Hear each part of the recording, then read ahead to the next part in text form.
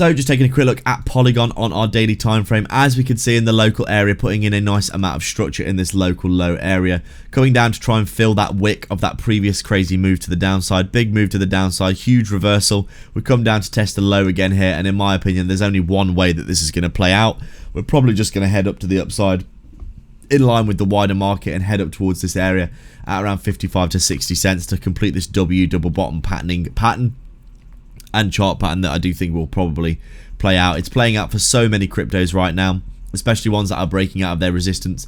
Downtrend resistance here, you can see tested this, what is this, 3 times. We've got the breakout, we came back inside, we've broken out of it again, back testing into this area again, and now most likely looking like we'll be heading to the upside like this. And in my opinion, probably going to be getting a really nice break through this area of open. Really, there's no resistance here at all. This is probably an area that needs to be filled. We've got loads of fair value gaps here if you want to get technical with it, but overall I do think we are basically just going to be having a reversal here for the whole altcoin market. Polygon following suit. You can see how overextended we are to the downside in this local move, coming into an area of high demand and these huge bullish divergences at the low as well. Very much expecting a nice reversal to the upside for the whole market now that Bitcoin is looking bullish and probably going to be heading to all-time highs, in my opinion, over the next few months. Like and subscribe for more.